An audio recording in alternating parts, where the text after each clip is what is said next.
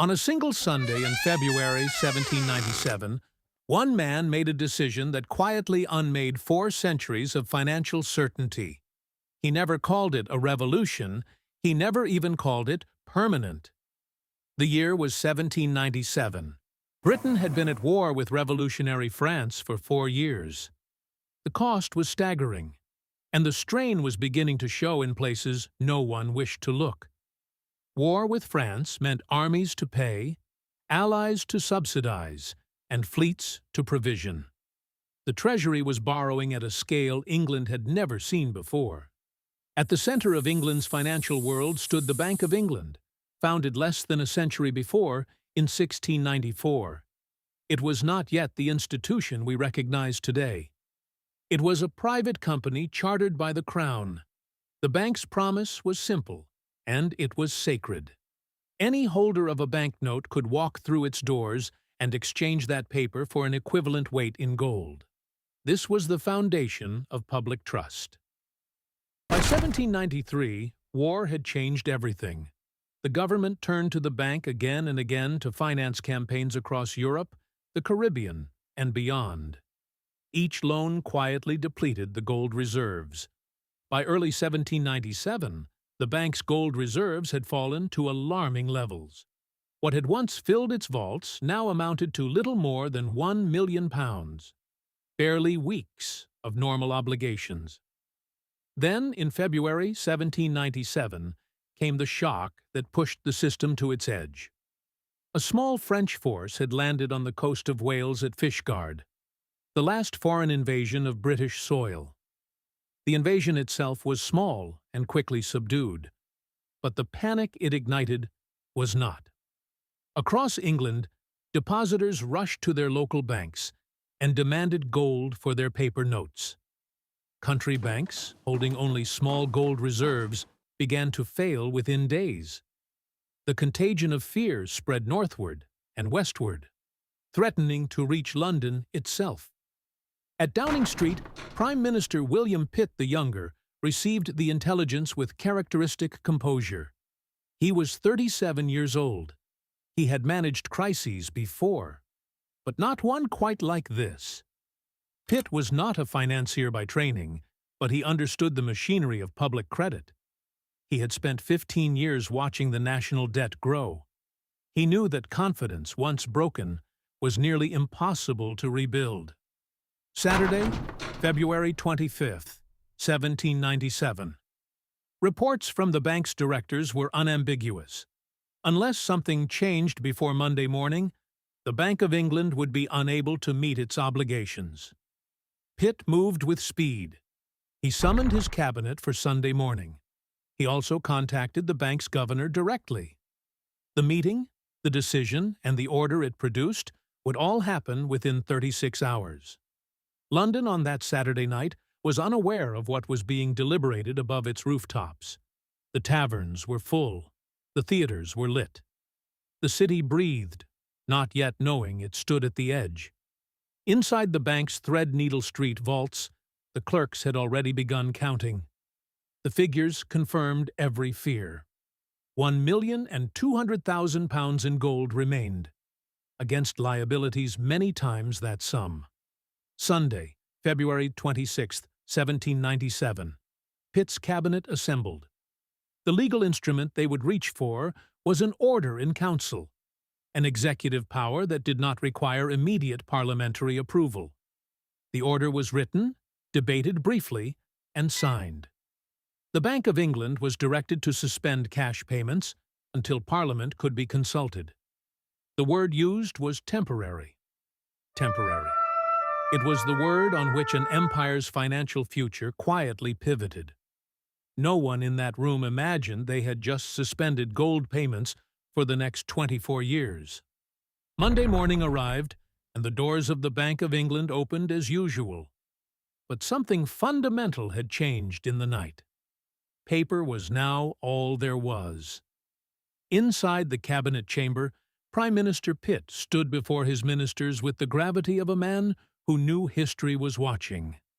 The decision could not be delayed another hour. The order in council was drafted in plain legal language. Careful, cold, bureaucratic. Yet every sentence carried the weight of an empire betting its financial credibility on paper alone. The seal was pressed. The order was signed.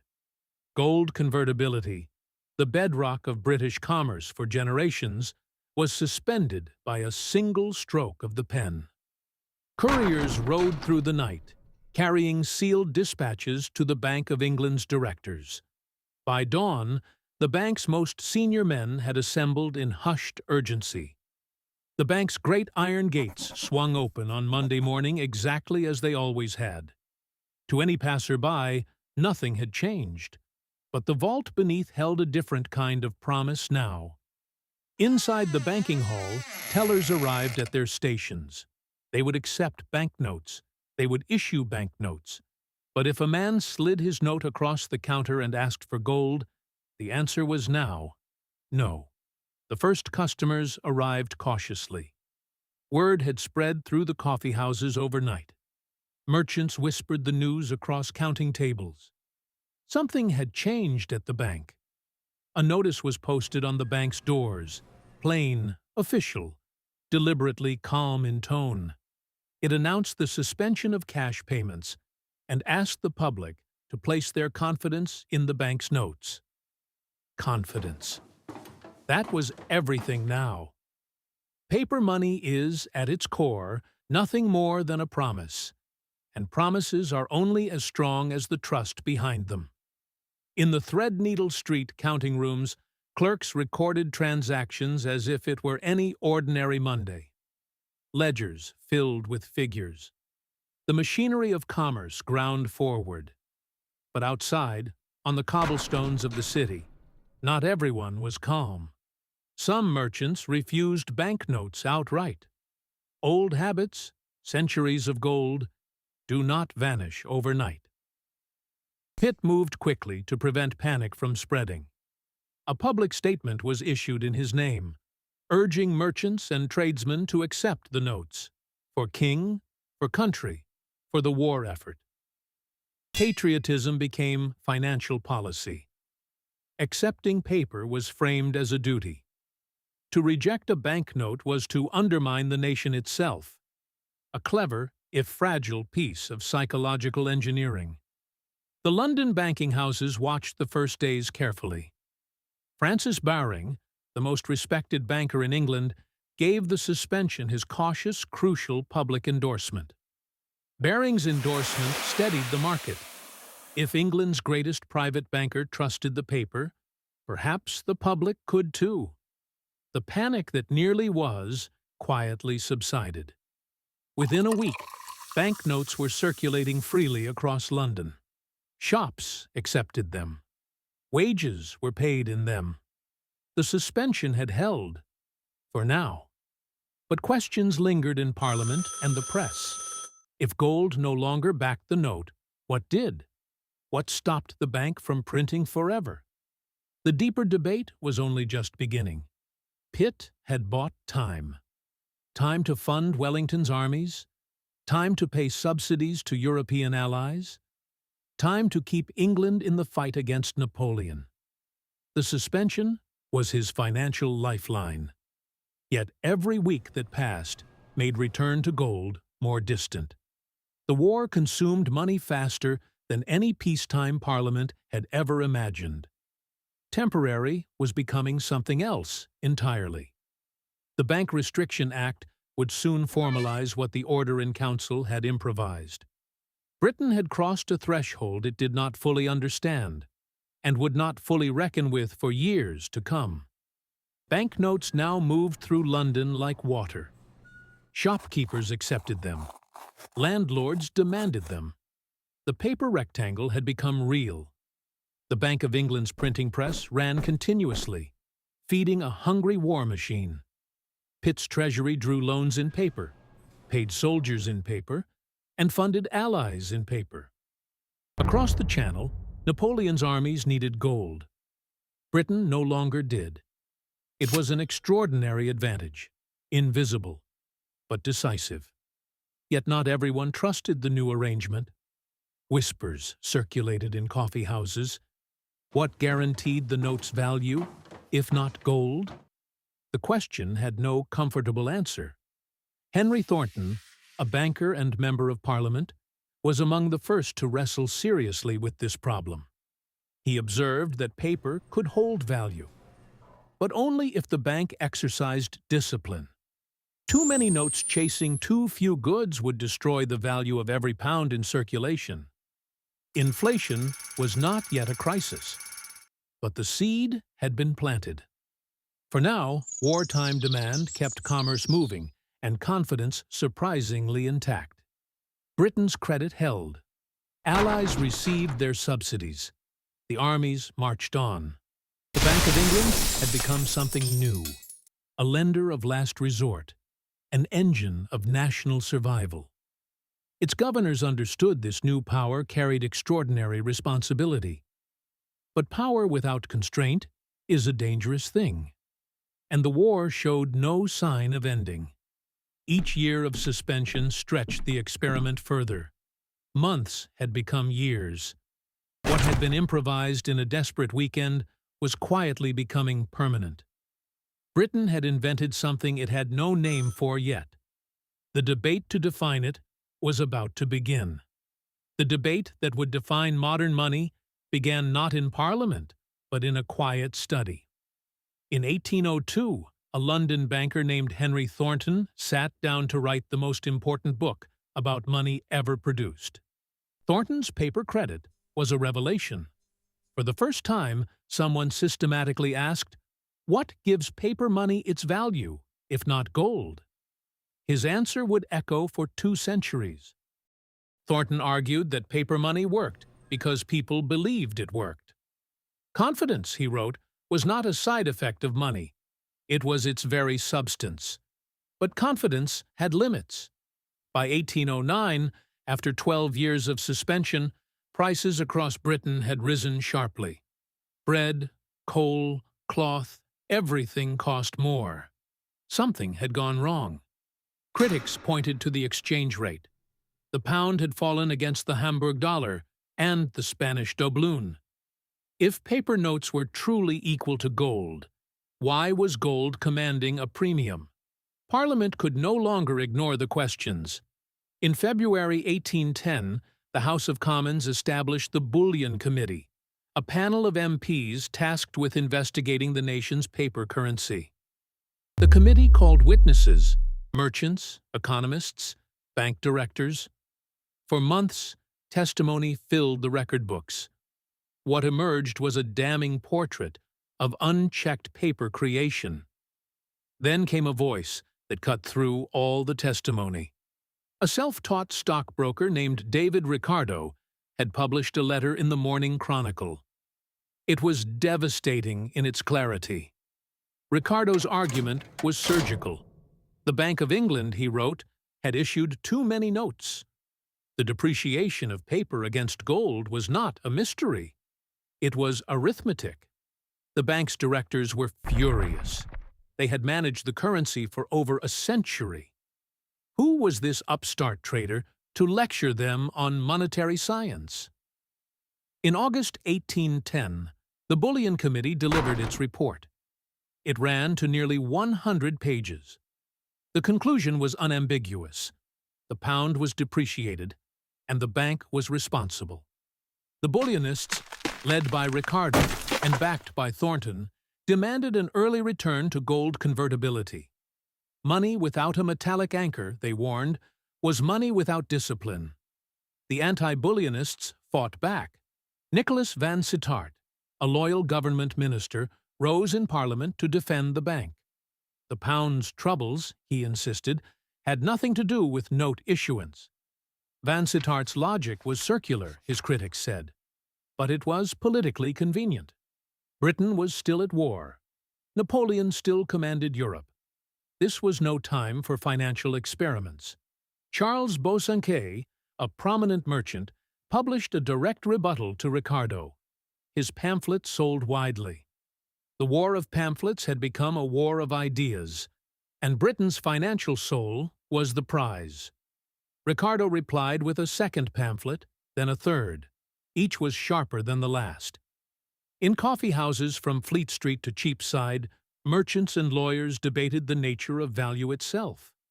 At the heart of it all was a question mankind had never formally asked before. Is money a commodity with intrinsic worth, or merely a shared agreement between people? In May 1811, Parliament voted on the Bullion Report's recommendations. The result was crushing for Ricardo and the reformers.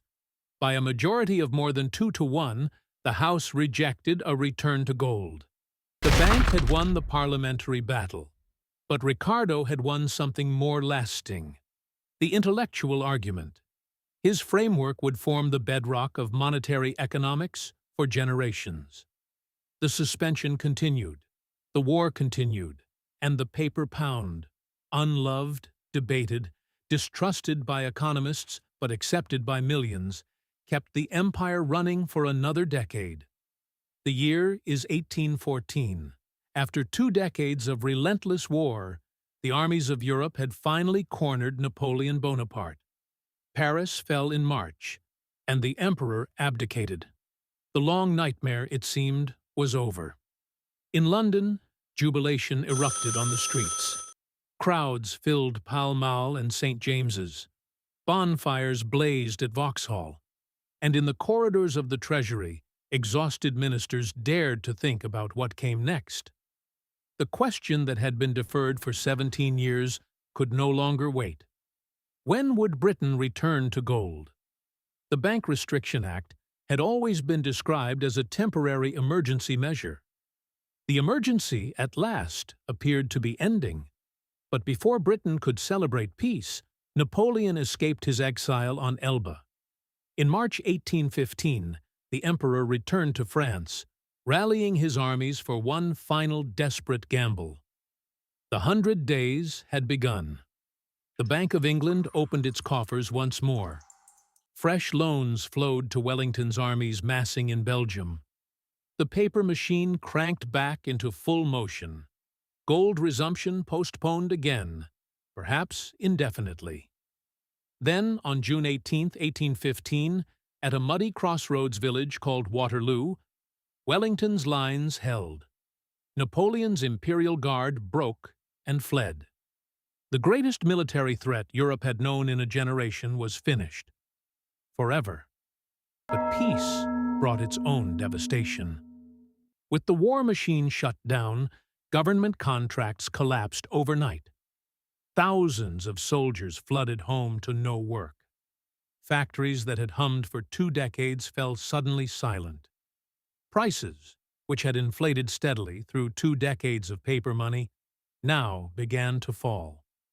For merchants who had borrowed at wartime prices, deflation was not relief. It was ruin. Every debt became heavier in real terms with each passing month. Parliament was now the battleground. The question of resumption, returning the pound to gold, split the nation between creditors who demanded it and debtors who feared it. The debate was fierce, personal, and economically consequential. Into this charged atmosphere stepped Robert Peel, young, methodical, the son of a cotton manufacturer. As chair of a new parliamentary committee in 1819, Peel would deliver the verdict that Britain's financiers had argued over for a generation. Peel's committee took evidence from merchants, bankers, and economists. The conclusion was unambiguous. The pound had depreciated during the restriction. Ricardo had been right all along. Gold must be restored. In May 1819, Parliament passed what became known as Peel's Act. The Bank of England was legally required to resume cash payments in gold, at the pre-war rate of £3, 17 shillings and 10 pence per ounce. By 1823, the bank moved faster than required. By 1821, 2 years ahead of the legal deadline, cash payments in gold were formally resumed. After 24 years, a Briton could once again walk into the Bank of England and exchange paper for gold. But the return to gold at the old pre-war price was brutal. To maintain convertibility, the bank tightened credit. Businesses that had survived the wars collapsed in the peace. The 1820s brought unemployment, hunger, and social unrest across Britain. Ricardo, who had predicted this pain, did not live to see it fully. He died in September 1823, aged just 51. The man who had torn apart the bank's arguments with pure logic died before the full consequences of his victory could be counted. Henry Thornton had died even earlier, in 1815, never witnessing the resumption his own 1802 treatise had intellectually prepared. Two of the greatest monetary minds Britain ever produced left the world before the experiment fully concluded. Yet something had changed permanently. The Bank of England emerged from the restriction era transformed. It was no longer merely a private bank serving its shareholders.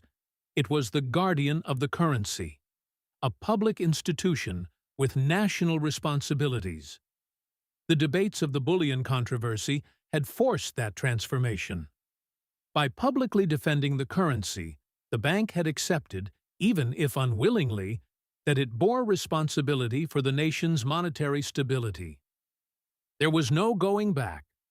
The gold standard that Britain adopted in 1821 would anchor the international financial system for nearly a century, until another world war shattered it beyond repair. The ideas forged in the crisis of 1797 would echo across every financial shock that followed.